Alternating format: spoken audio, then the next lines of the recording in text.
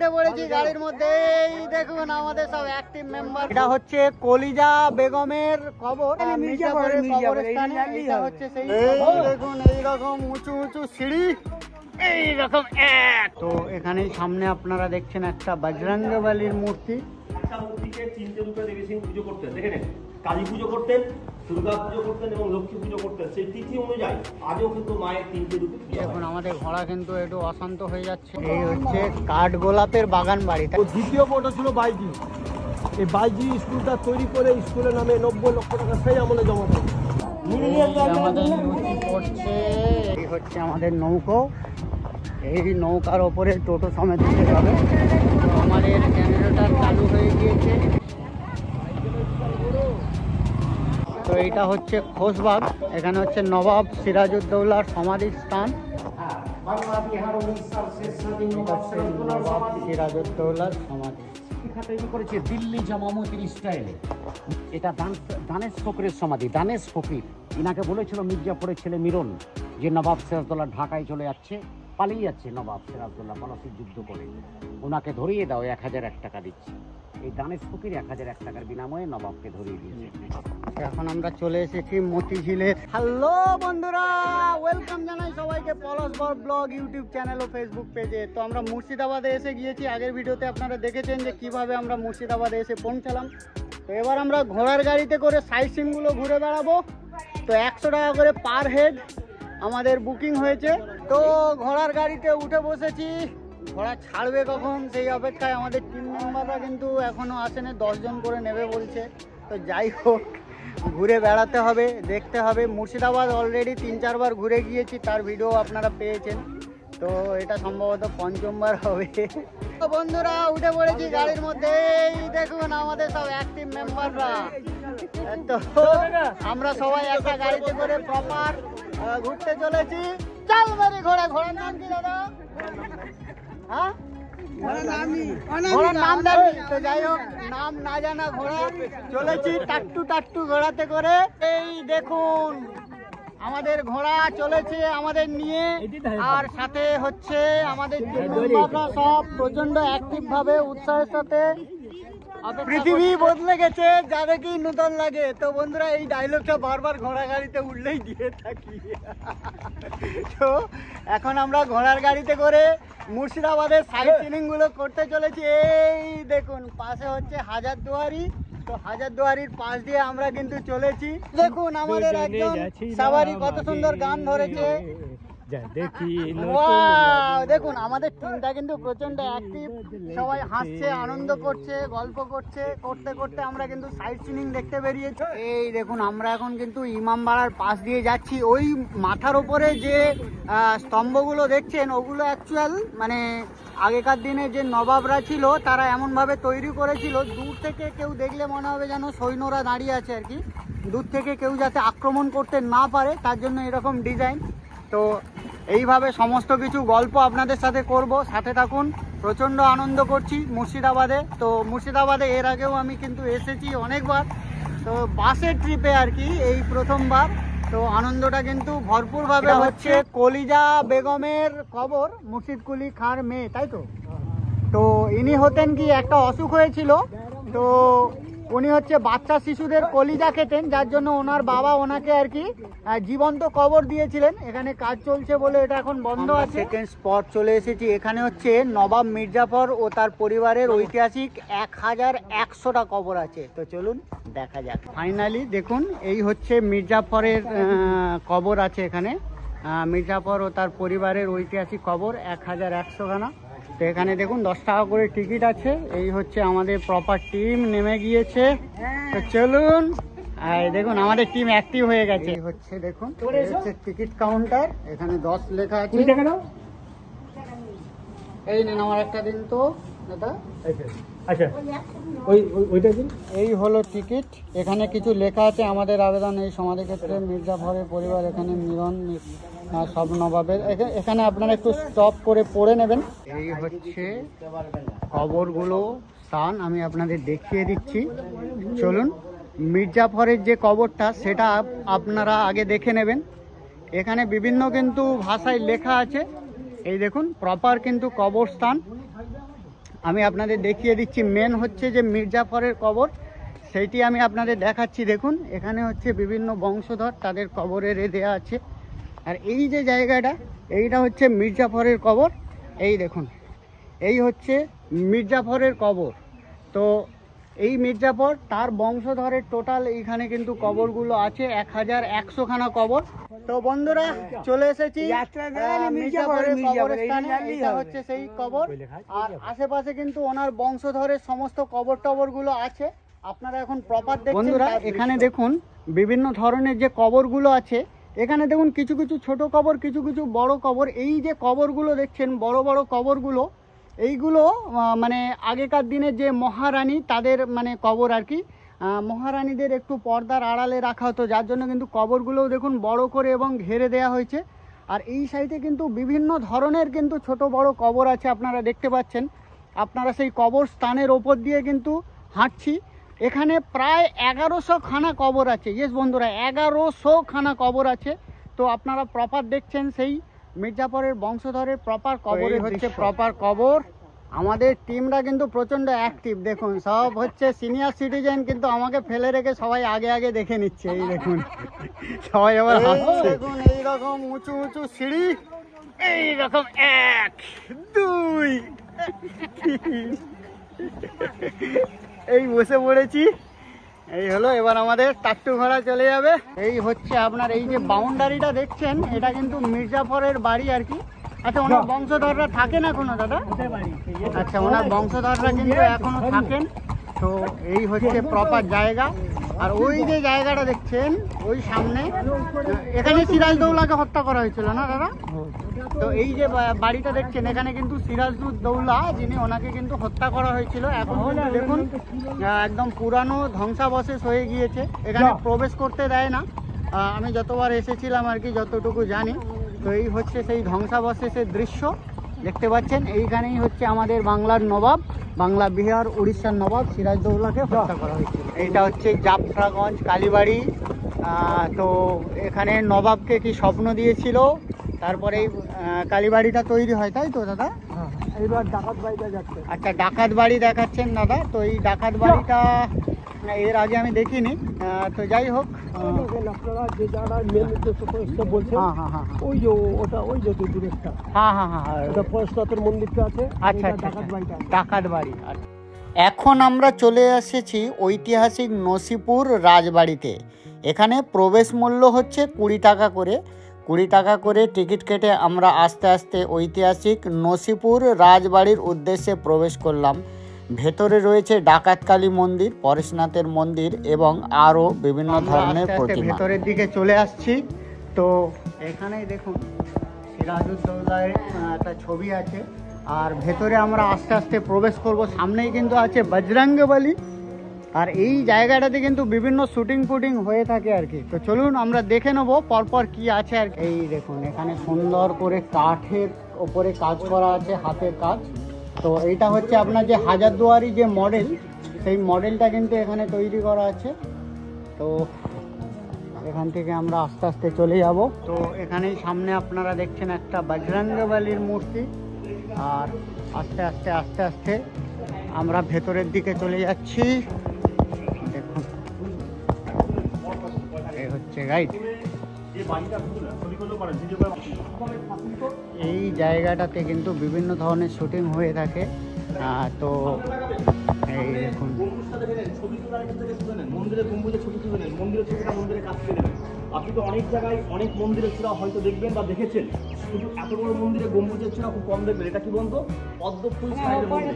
মানে একটাই মন্দির, 4টে রাউন্ডে যেদিকে ঘুরবেন 10টা করে ঘুরবেন। এই যে মন্দিরটা দেখছেন, এটি হচ্ছে ডাকাত কালীর মন্দির আর কি।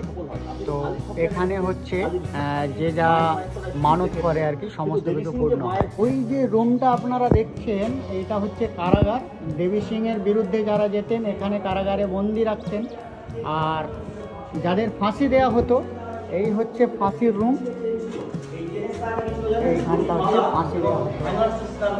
আর এই যে ফায়ার যে স্ল্যাব রয়েছে, এখানে কিন্তু কোনো স্ল্যাব ছিল না, নিচে শুধু কি জানেন, মানে কাঠ থাকতো। মানে দড়িটা যখন গলায় পুড়িয়ে দিত, কাঠটা পায়ের তলা থেকে টানলেই ঠাকুর গাড়ি ধরে যেত। আর পাশে যে ছবিটা দেখতে পাচ্ছেন না, এটা কম্পিউটার ছবি নতুন করে করা হয়, 6 ফুট 2 ইঞ্চি লম্বা, বিশ্বের সুন্দর। ইনি কিন্তু লখনৌর নাম করা বাইজি ছিলেন। 1 ঘন্টা নাচতে পারলে যে বাইজি 5000 স্বর্ণ মুদ্রা সোনার কয়েন লাগতো। অরিজিনালটা নষ্ট হয়ে যাওয়ার পর এটা কম্পিউটার থেকে নতুন করে করা হয়। এটা ওয়ারিং হেস্টিংসের ছবি। আর এই ছবিটা রাজা দেবী সিং, যার বাড়ি দেখতে এসছেন না, যাকে ইতিহাসে তখন রাজা বলা হয়। 76-এ মানুষ খেতে পারছে না, কর বিরতি করে সেই সময় উনি বিল্ডিং তৈরি করতে 9 লক্ষ টাকা খরচ করেছিলেন। দর্শন করুন, তারপরে আমি দেখাবো। এখানে আপনি হিন্দুদের যে আপনি 108 রকমের দেবদেবীর নাম শুনেছেন না, সেই 33 কোটি দেবতার মন্দির দর্শন করে নেন। 33 কোটি দেবতা ভিতরে আছে। সোনার রাম দেখার মতো সোনার মূর্তি আছে। ওই যে লাল কাপড় পরানো মুখ যখন চকচক থেকে মূর্তি দেখতে পাচ্ছেন, একবারে ভিতরে বসেছে রাম, লক্ষ্মণ, সীতা, ভরত, শত্রুঘ্ন, হনুমান। 6টা মূর্তির মধ্যে 3টি আছে অষ্টধাতু, 3টি সোনার। এই মন্দিরে এখনো দৈনিক দুবেলা নিত্য পুজো কিন্তু সকাল সন্ধ্যা হয়। সব থেকে বড় উৎসব হয় যেমন ঝুলন উৎসব। 5 দিনের জন্য যে বেদি দেখতে পাচ্ছেন, এই বেদিতে নিয়ে এসে এখন যেটা দেখছেন এটা হচ্ছে বিখ্যাত দামি কাঁচ, বেলজিয়াম কাঁচের আয়না। তার দৃশ্যটা আমি আপনাদের একটু দেখিয়ে দিচ্ছি। হরে কৃষ্ণ। এটা আপনার রাধা কাপুরের মন্দির। এটা দেখে একটা মূর্তিকে 3টে রূপে দেবী সিং পুজো করতেন। দেখে নেন, কালী পুজো করতেন, দুর্গা পুজো করতেন এবং লক্ষ্মী পুজো করতেন। সেই তিথি অনুযায়ী আজও কিন্তু মায়ের 3টে রূপে পুজো হয়। আপনি তো অনেক জায়গায় কালী দেখেছেন, মায়ের জিভ থাকে, পায়ের তলায় শিব দেখেছেন। পিছনে ভাপির উপরে দেখে নিন, এই মায়ের কোনো জিভ নেই। এবং আপনি যে পায়ের তলায় যে শিব দেখেছেন না, এই মায়ের পায়ের তলায় কোনো শিব নেই, সিংহ। আপনি নন্দমাকে পায়টা আপনি কিন্তু পাথর দেখে শিবের পাথর পুরো হয় না। ডাকাতকালী মন্দির এবং বিভিন্ন ধরনের দেবতা দেবীর মূর্তি দর্শন করতে করতে আমরা সামনের দিকে আগিয়ে চললাম। সামনে আগেই আমরা প্রবেশ করলাম একটি সংগ্রহশালার মধ্যে। এই সংগ্রহশালার ভেতরে পুরানো দিনের স্টেট ব্যাংকের চেক বই, পুরানো দিনের খাজনা আদায়ের বই এবং একটু সিঁড়ি দিয়ে আমরা ওপরে উঠে গিয়েই দেখতে পেলাম বিভিন্ন ধরনের আসবাবপত্র, যেই আসবাবপত্র পুরানো দিনে দেবী সিং এবং তার যে সমস্ত পরিবার তারা ব্যবহার করত সেই সমস্ত জিনিস আপনারা এখন সরাসরি দেখছেন সেই দৃশ্য।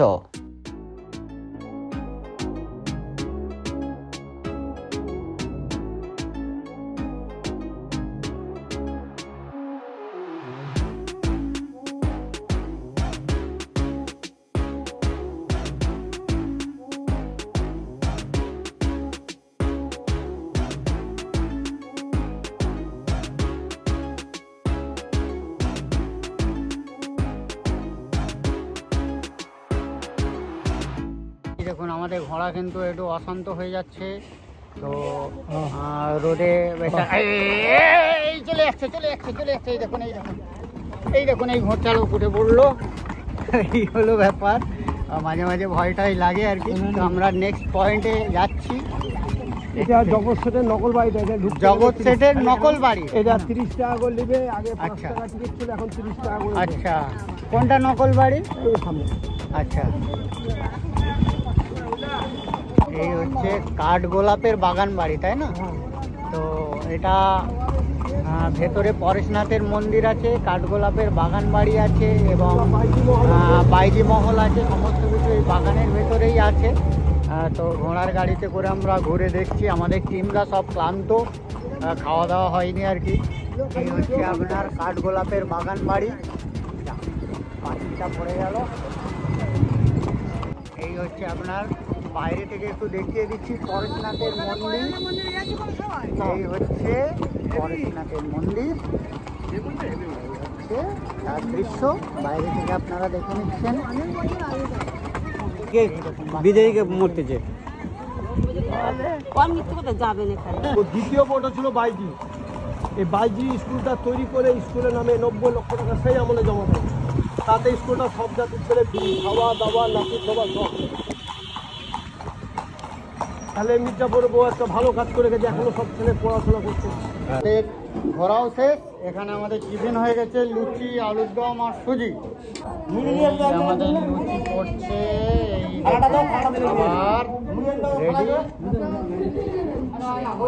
তো মোটামুটি আমাদের এই যে মুর্শিদাবাদের সাইড সিনিংগুলো কমপ্লিট করেছি নদীর এপারে।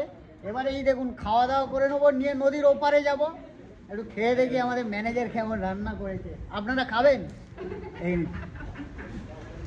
এখন আমরা খাওয়া দাওয়া করে নৌকায় করে ওই যে নদীটা আছে, নদীর ওপারে যে আমাদের সিরাজউদ্দৌলার যে কবর আছে সেটি দেখতে যাব, এবং আরও যে জায়গাগুলো আছে সেই জায়গাগুলো দেখতে যাব।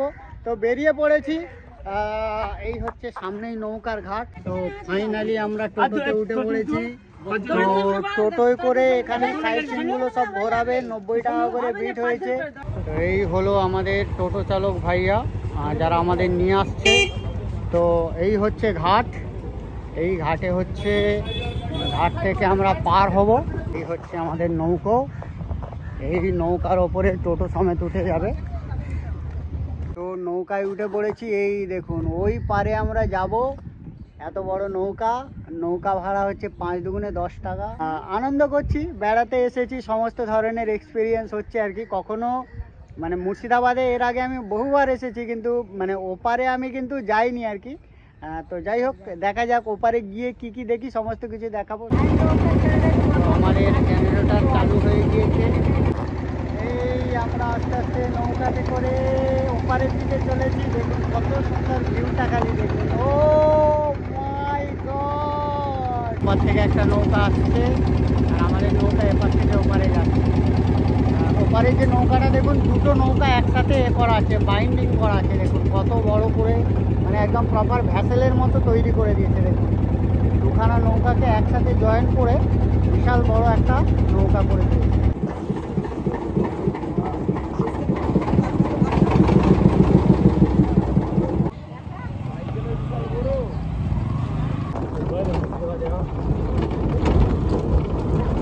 তো এইটা হচ্ছে খোশবাগ, এখানে হচ্ছে নবাব সিরাজউদ্দৌলার সমাধি স্থান।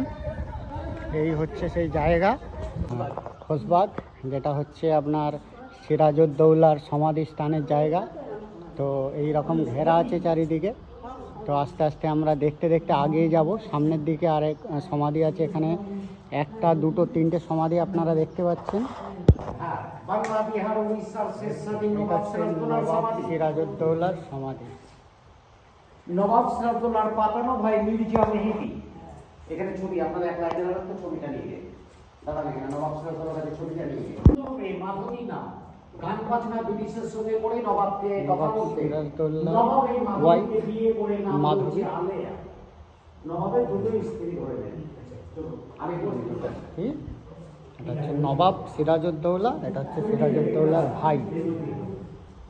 দেখুন এই সমাধিটা হচ্ছে নবাব সিরাজউদ্দৌলার দাদু আলীবর্দী খান, ইনারই নামে খুশবু বাগান। নবাবী টাইমে 108 রকমের গোলাপের চাষ করতেন নবাবের দাদু আলীবর্দী খান। থেকে কেড়ে ভাগীরথী নদীতে চুবিয়ে মারা হয়েছে। নবাব সিরাজউদ্দৌলার মেয়ের সমাধি। আলীবর্দীর নাতি শওকত জন পূর্ণিয়ার নবাব ছিলেন বিহার, ইনার ওয়াইফ মতি বেগম। তৈরি করেছে দিল্লি জামা মসজিদ স্টাইলে, মিডিলে চৌবাচ্চা, অজু করার জায়গা। নবাবরা অজু করে নামাজ পড়তেন নবাবী টাইমে। গভর্নমেন্ট সরকার নেওয়ার পর কোনো নামাজ হয় না। দর্শন করে আসুন। এখানে যে 3খানা সমাধি আছে, নবাব সিরাজউদ্দৌলা মরে যাওয়ার পর নবাব সিরাজউদ্দৌলার ওয়াইফ লুৎফা বেগমের বডিগার্ড দেখাশোনা করতেন আব্দুল সাব্দুল গোলাম হোসেন।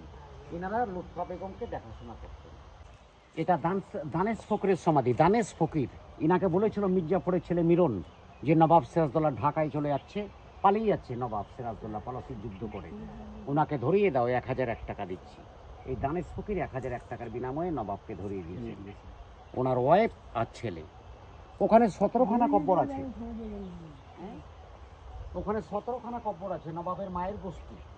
নবাবকে যখন মির্জাফরের ঘরে বন্দি করে মারার জন্য, ইনারা 17 জন নবাবের মায়ের গোষ্ঠী নবাবকে দেখতে গেছিলেন যে মির্জাফরের ঘরে। ইনাদেরকে নিমন্ত্রণ করে 17 জনকে মির্জাফরের ছেলে মিরন খাবারের সঙ্গে বিষ দিয়ে একদিনে মেরে দিয়েছে, যেন পরবর্তী শীত না নিতে পারে। তো আবার আমরা চলে এসেছি ভুতভুটি ঘাটে। এখান থেকে এবার ওপারে গিয়ে মতিঝিলে যাব।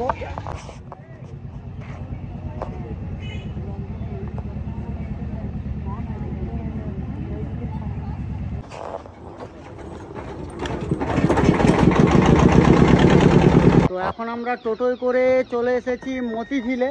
তো এই হচ্ছে মতিঝিল এরিয়া। দেখুন এই আস্তে আস্তে মতিঝিলের মধ্যে আমরা সবাই প্রবেশ করছি। এবার এখন মতিঝিলের দুই সাইডে কিন্তু আম গাছ আর এইরকম বাউন্ডারি করা আছে। তো এই সাইডে একটা মসজিদ টাইপের কিছু করা আছে, এই দেখুন। এখন আমরা চলে এসেছি মতিঝিলের একদম পুরো ঘাটের কাছে, এই দেখুন।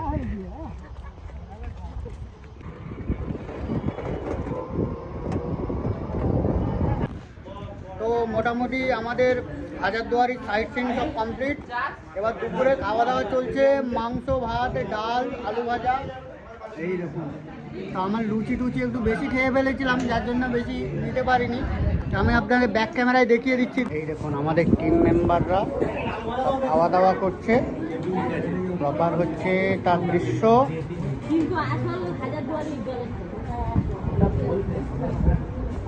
তো দুপুরের খাওয়া দাওয়া শেষ এবং মুর্শিদাবাদের সাইট সিনিংও শেষ হয়ে গিয়েছে। এবারে আমাদের মালপত্র গোছানো হচ্ছে গোছগাছ করে। এবার আমরা বেরিয়ে যাব জলদাপাড়ার উদ্দেশ্যে।